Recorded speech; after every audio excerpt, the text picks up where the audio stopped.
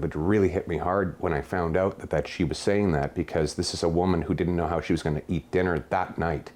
And she was going to risk what the final $8 that she needed to maybe get a sandwich or put gas in her car to buy a membership so that she could support me. And so it reminds me of how many people are out there that are depending on me to do this thing.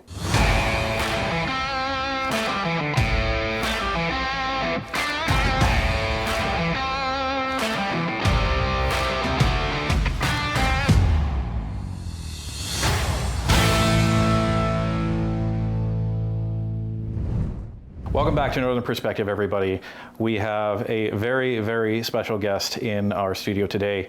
The last time we spoke to this person, it felt like he was interviewing me at the Calgary Stampede, but we're happy to have him here. Pierre Poilievre, finally, welcome to Northern Perspective. It's great to be here in the studio this time. Absolutely. A beautiful spot you've got here. Thank you. Right here next to the fire. We can get nice and toasty. Absolutely, absolutely, and it's been a step since the Battle River Crowfoot by-election. Congratulations on your win there. It was Thank great. you. And what we want to talk to you about today is something that people don't talk to you about much, which is, I think, really focused on you. And we want to show Canadians who you are as a man, a husband, a father, and go a little deep dive into that. And one of the things that we wanted to chat about is something that, you know, as I think we go further in this journey, we feel that you and I have a lot in common. So I've been an IT professional for 20 years, and a lot of that time I've been in leadership positions. And what I found is most of it was trial by fire. Nobody teaches you how to be a leader. You learn how to be a leader. And one of the things that we wanted to ask you was, you became leader of the Conservative Party in 2022, and I believe just passed the 3-year mark on that anniversary. So in that time, what have you learned about leadership that you didn't know before, and what was your biggest success and perhaps your biggest mistake that you learned from? So I would say in terms of leading a team, the biggest lesson is you have to focus on the things that unite the team. So you create the Venn diagram of the things that all the team members believe in and focus on those things. So when it comes to a political party, that's not always easy. You know, we have law and order conservatives versus libertarian conservatives. You have those who are focused on fiscal conservatism, others are social conservatives. And so, you know, I draw a circle on a page for each one of those groups, and I look at the place where all of those circles overlap, and I put all of my energy in those places. And that way, the people, the various parts of our coalition feel like they're getting something that matters to them. You never succeed by turning one group of your team against another group. You have to find a way to focus them all on the things that unite and that they cherish. So all of our team supports free enterprise, small government, low taxes. Obviously libertarians and fiscal conservatives value those things the most, but really all of them do, because a family values conservative wants a small government that allows parents to be parents. So they share that as well. They want money in their pockets so they can raise their kids with minimal government intervention. So that's why you see us focus so relentlessly on the fiscal and economic conservatism of balanced budgets, sound money, low taxes, etc. All of our conservatives support locking up criminals, and so we focus extensively on the tough on crime agenda. And so that is a big part of it, and that's why, you know, if you look at our party over the last 3 years, we've had very little dissent. And that's an unusual. Conservatives are usually always clawing each other's eyes out. Despite what the mainstream media would have you believe. Well, I mean, they hadn't had a lot to work with. I mean, really, like, when was the last time you saw a big internal fight explode into the media? We've had bad media, of course. They're paid to be nasty to us, but they haven't been able to find a conservative MP attacking the leadership or the party. Meanwhile, Mark Carney, who is in government, where it's a lot easier to keep people united with all the carrots and sticks of the Prime Minister's office, has MPs speaking out against him all the time. The second thing is, I think you have to focus on keeping the team engaged in the decision. So we have a very intricate process that allows us to decide as a team on where we're going to go. And the rule I have is you always get your say, you don't always get your way. And people realize that creates a calculation in their mind. That if they play ball and work with the team, then more often than not, they will get their way. But there will be times when they're not getting the exact policy that they wish they had gotten.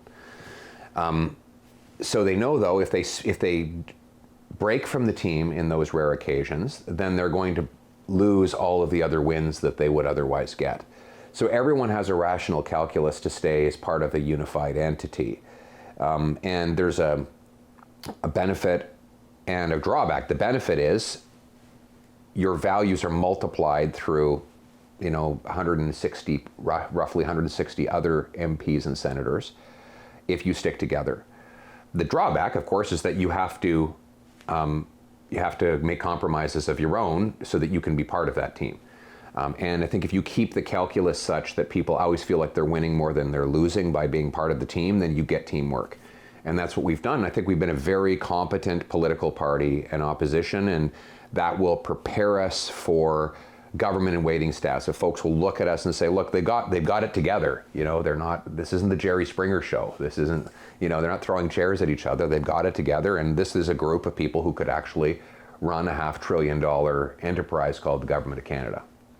And one of the things that I found is people will trust you more as a leader when you acknowledge and demonstrate that you're fixing any mistakes that you made. And, my teams over the years know that I've made, many mistakes. Have you found something similar? Yeah, I think so. We, in our caucus meetings, we try to acknowledge the things that we got to improve on. So going forward, we need earlier nominations, get our candidates locked in earlier. I think we needed to release our platform earlier in the campaign and showcase our incredible team. Those are some of the lessons we picked up during the last election. And I think we're already obviously, we haven't done nominations yet. We're only 5 months into this term. When we're not going to release our platform, a year before, 2 years before the election.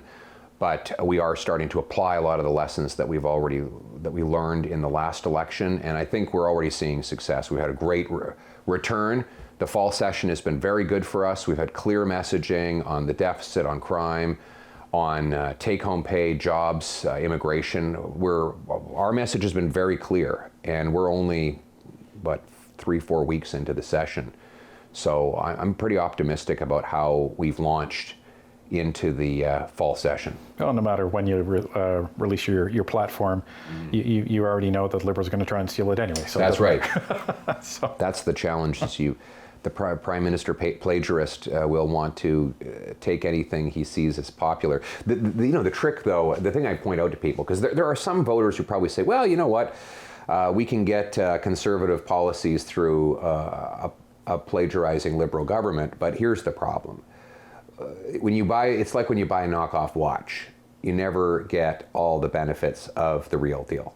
So let's take the carbon tax. Okay, so he saw that we won the argument on Axe the Tax, but he only partly implemented Axe the Tax.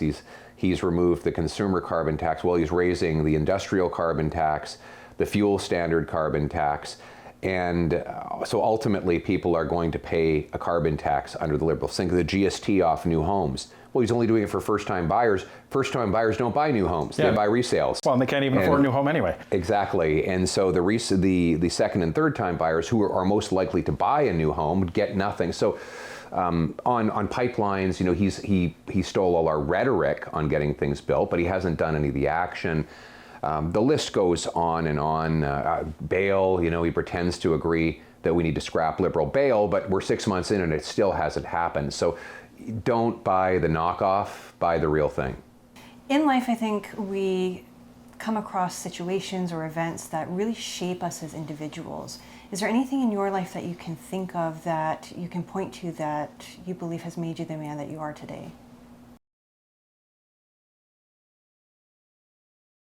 I would say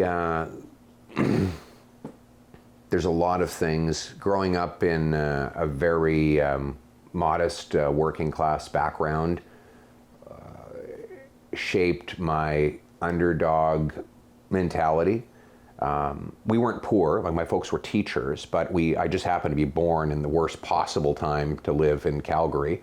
We got clobbered with this brutal recession and inflation. My folks lost my mother, who had scrimped and saved to not only get us a down payment on our residence, but also had 2 little rentals. We lost all of it, all 3 properties. And then we had to borrow from my grandfather to get a down payment on a house, and my dad's Oldsmobile was falling apart. We were always on the side of the road trying to get it going again. And I watched my parents struggle.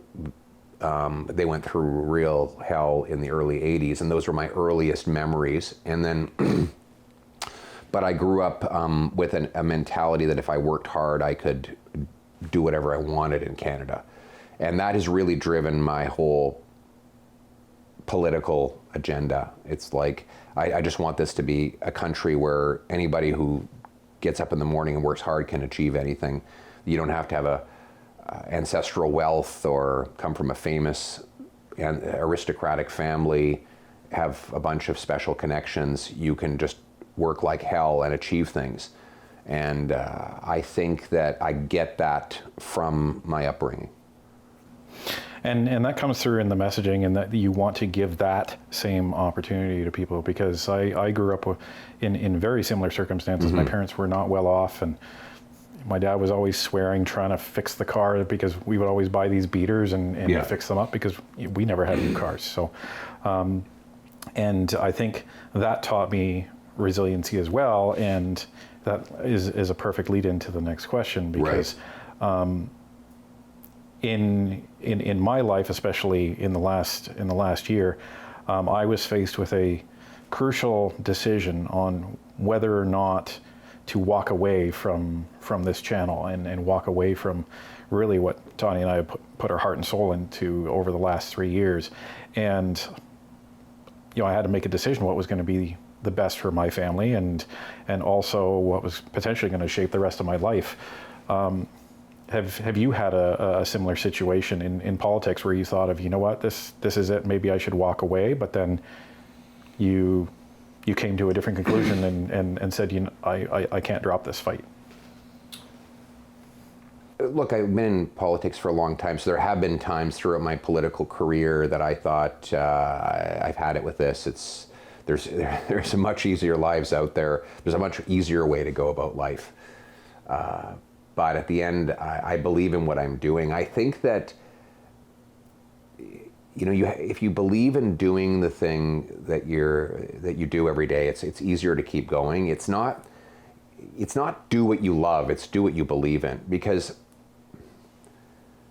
there will be days where you hate any activity, even if it's your favorite hobby, right? But the thing that keeps you going is that you believe in the thing you're doing. I smile because this is the advice that I give a lot of people that used to work for me and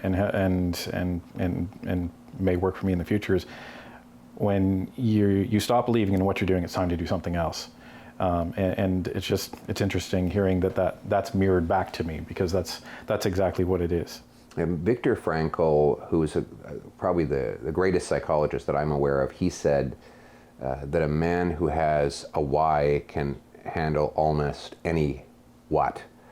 And I think that's true. If you have a purpose, then you can persevere through the hardship, the misery, the loneliness, the hell that inevitably will come your way. So I believe in what I'm doing, and I believe in it more than anything else. So I keep going. I persevere through it, plow ahead, even when it's miserable. And sometimes it is. That's life. But it's like I think Michelangelo said of his painting in the Sistine Chapel. He described it as agony and ecstasy. The agony and pain that he went through to be a very old man looking straight up at a ceiling, painting for hundreds or thousands of hours, but there's also an ecstasy in seeing the end product that you create. So you have to believe in the project, and if you do, you'll get through it. So politics is a very demanding job, and especially as leader of the opposition. Yeah. You travel a lot across the country. How do you balance your responsibilities as a politician with your roles as a husband and father? No, that's a very tough job. But first of all, I have an extremely understanding wife, and her aunt and uncle, Maria and Pablo, have stepped in to fill in a lot of the roles and the efforts that we can't do ourselves. They often take Valentina to her programming, and they help us get the kids ready for school. They take them some weekends when we're out of town, and that's the only way this life is possible. My wife is an exceptionally organized and very productive person. She can do a lot in a very small amount of time, and so I'm very blessed to have family backing me up. And I just try to cut all the waste out of my life. I basically have my work, my reading, my family, and I try to get a lot of exercise. But that's it. That's all I do. I don't. You can't waste time, because every minute is a treasure when you've got a very demanding job and you've got 2 kids your ways. Every minute that if I waste time, it's time. Even though I'm borrowing it from my job, like if I'm on the road.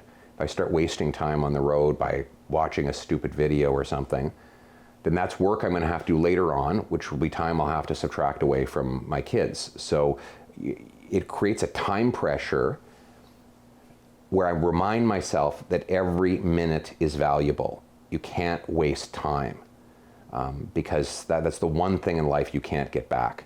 So we're very efficient, we're very focused, and we remember what's important. It's about doing a few things right rather than a lot of things poorly. Now, one thing we wanted to ask you about is it's about a event that I think probably shocked most people, and I found myself in surprisingly in tears over, which was the assassination of Charlie Kirk. Right. And you were, I think, the first political figure in Canada to put out a statement on that. And it really shocked the world over. People that, even non-conservatives, I think they were shocked by it.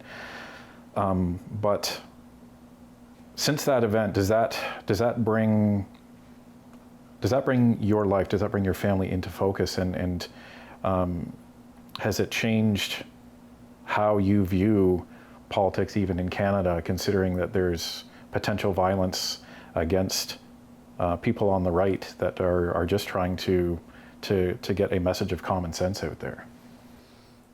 Yes, absolutely. I mean, obviously, our thoughts are with the incredible family of Charlie Kirk, and our condolences to them. He was winning a lot of debates, and I think the authoritarian left was frustrated that they couldn't win the argument, and then ultimately they ended the argument. And that's often what they do. There's a censorship ideology on today's left. The left has become very authoritarian, and they can't tolerate any kind of disagreement, especially when they're losing the debate. And they started with cancel culture, but then there's certain people who just refuse to be canceled. So that's when the other side gets violent. What's been so inspiring is to see that none of Mr. Kirk's supporters have responded with violence of their own. They've been very peaceful. There's been no windows broken, no riots, no counter-assassinations, nothing. Very inspiring to see the peaceful response by his supporters. To see his wife forgive the shooter, unbelievable. I don't think I could have done that. But yeah, it does put it in perspective. We've obviously had death threats targeting at me. They go after my family. They target my wife. And we see more and more of the radical left trying to drive their opponents out of political life, and we have to stand up against it. We can't run away or hide. We have to take the right precautions to protect our families, and we do. But we can't run away, and otherwise we reward the kind of violent, threatening behavior that obviously led to Mr. Kirk's death. And as a result of that, we even thought about, situations, because Charlie Kirk was essentially one of us, just an influencer on the right that decided to pick up a microphone and have a voice. And I think there was a lot of trepidation shortly after that happened of a lot of influencers and conservative voices and people that may want to speak out but now may be too afraid. What's your advice to them? Speak out. You've got to better to live on your it's better to live out your values and your principles than to be afraid, because we can't reward intimidation, threats, and violence. We have to have the courage to stand up and speak out, and in the end, we will be rewarded for our courage. So here's a question that I like to ask the new MPs. I know you've been an MP for quite some time, yes. But I wanted to ask you in a different way. When you stepped on Parliament Hill for the first time after becoming the MP for Battle River Crowfoot, how did you feel? I felt in awe. The House of Commons is an extremely beautiful and majestic place. The old limestone walls, the sculptures, the ornate carvings, the beautiful oak, pine, cherry, walnut woods they symbolize something special. It also struck me that there's only one in every 100,000 Canadians is a member of Parliament. Only one in every million Canadians is a federal minister. So it is an extremely unique privilege to sit in those seats. And I felt very moved and very humbled to hold that position. And I always have. I never have felt a sense of entitlement to the job or resentment for its demands. I think it's a very unique privilege that people vest in us, and it gives me a sense of obligation to fulfill those expectations.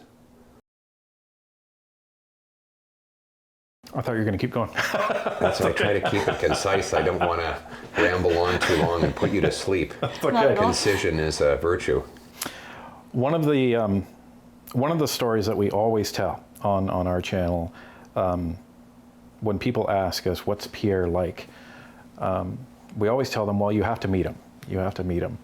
And we always tell this story because it was in the St. Catharines rally. It was the first time you and I met. Right. And it was actually about 10 minutes before we met is the story that I tell. So we intentionally waited until the end of the line because we wanted to try and get the most time with you. But there was a gentleman that was 3 or 4 people up in the line, and he was a heavy-set gentleman with a hat, long gray hair, stocky. And we didn't know who this person was, but when he finally got to talk to you, all we could see was your face. And the one thing that we recall when we talk to people is that you didn't say much, you listened. You listened to what he had to say. And it must have been something profound, because what happened then is that you actually gave this guy a bear hug, and we could see you say to him, it's okay, it's going to be okay. When you think of all of the stories that Canadians have told you, they have tears in their eyes, they look to you for what's next. Do you have an interaction that stands out to you the most? Because that's what stands out to us the most. We have those moments all the time. People come up to me and their lives are falling apart, and the stories that I talk about, the issues that I talk about on the floor of the House of Commons are brought to life by real human stories. Like, we talk about inflation, it becomes, a debate about all these statistics and stuff, but what people are actually experiencing is that, they're waking up in the morning, they look at their bank account and they're saying, I don't have anything left and I can't pay my bills. I don't know where I'm going to live. I'm going to have to leave my home, and whether it's the trucker, 75-year-old retired trucker in Bowmanville who had to ask his daughter if he could move in with her because rent went up, or the mother who comes up at a rally and says, I lost my son to fentanyl. The things that we're debating in the House of Commons, these are real stories in real lives. One of the most powerful was one of our rallies during the leadership race, and there was a lady who came up to me, and she looked like someone who'd had a really tough life.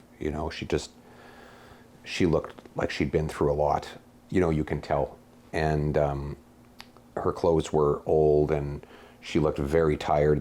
Despite that she wasn't that old, she looked really worn down. But she was very enthusiastic and happy to meet me. And then afterwards, she went up to the membership desk, and she said, I wonder if somebody can lend me $8. And they said, what for? And she said, well, I'd like to buy a membership to vote in the leadership race. I only have 7, and it's $15. And they said to her, well, you don't need to pay by cash, you can pay by credit card. She said, I don't have a credit card. And they said, well, how about debit? We could, there's a debit machine. We can downstairs in this arena, and you could go withdraw some cash. She said, I don't have a bank account. And they said, well, could you drive home and get the money? Because we're not allowed to give them out according to the rules. And she said, I don't have a home. And then they said, so you have only this $8. She said, I only own $8. That's all I own. And I want to spend that and then borrow 7 more and buy a membership, because that is the only hope I have right now. And it really hit me hard when I found out that she was saying that, because this is a woman who didn't know how she was going to eat dinner that night. And she was going to risk the final $8 that she needed to maybe get a sandwich or put gas in her car to buy a membership so that she could support me. And so it reminds me of how many people are out there that are depending on me to do this thing. And those are the people that keep me going and fighting on, even when it's hard, even when I'm tired, even when the odds seem against me. That's what keeps me going. And that's what motivates me. And maybe this is a good dovetail. Sorry, that really hit me. When we think and we reflect on all of the corruption of the Liberal government over the last 10 years, and we've looked into it, they're accountable for over a third of all scandals in Canadian history since 1867. Right. How would you react if you were in government and you found that one of your team was involved in one of these types of scandals? Well, they'd be fired. I mean, obviously you have to find out if it was an innocent screw-up, a one-time minor screw-up that was due to a mistake, or whether it was a real, genuine corruption, self-serving corruption. But many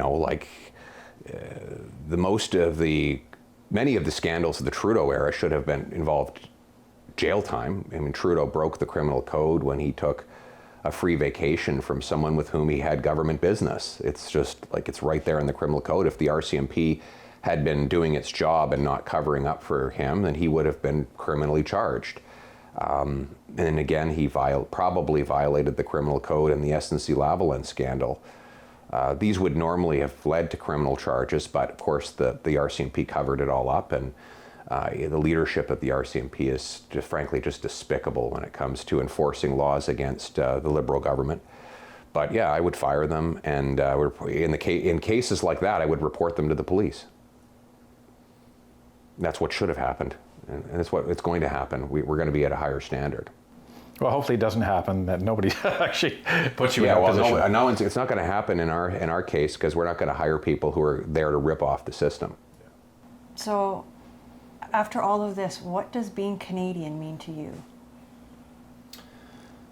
I think it means that we have a duty to uphold the promise that our ancestors bequeathed to us. And that promise is that this is a meritocratic country where if you work hard, you get a great life.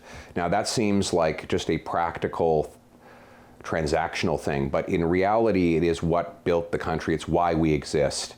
People come here across the pond because this is a place of promise that they were denied in the place they came from. And that same promise, it doesn't matter if you're talking about the early French, English, Irish, and Scottish immigrants of 200-300 years ago, or the people who are just off the boat in the last couple of years. They always come for the same thing. But that promise is not free. It doesn't just happen. It's not like, well, why do we have that promise here in Canada? It's not, it's like it's just something is in the water or in the air here that doesn't exist anywhere else. It's because we have a British parliamentary democracy with ancient English liberties, protected by people who were prepared to fight in wars, and upheld by democratic action to keep the commoners in charge and the government servant. So all of those things have to be upheld. And everybody who comes here, everyone who lives here, has a duty to uphold it for everyone else. It's like, Edmund Burke said, it's a contract between the dead, the living, and the yet to be born, to pass down that inheritance. So we have to view ourselves as one country with one obligation to protect that promise that was handed down to us from those who came before to those who will come after. And that to me is what it means to be Canadian. That's what I've benefited from being Canadian. So I've enjoyed the privilege. I need to be able to do the work to uphold it for the next guy. And that's what every single person should do when they come to this country. Well, even though a lot of Canadians feel like there's a lot of darkness right now and that hope is far away, as we tell everybody, the night is darkest just before the dawn. Absolutely. And dawn is coming. So thank you very much for continuing the fight and demonstrating to Canadians that even when you get knocked off the horse, you got to get right back in the saddle. You got to get back up and get at it, and that's exactly what we're doing when we're onward now to victory. So thanks a lot for all you're doing and for giving a voice to so many people who felt voiceless until you came along. We really appreciate you guys.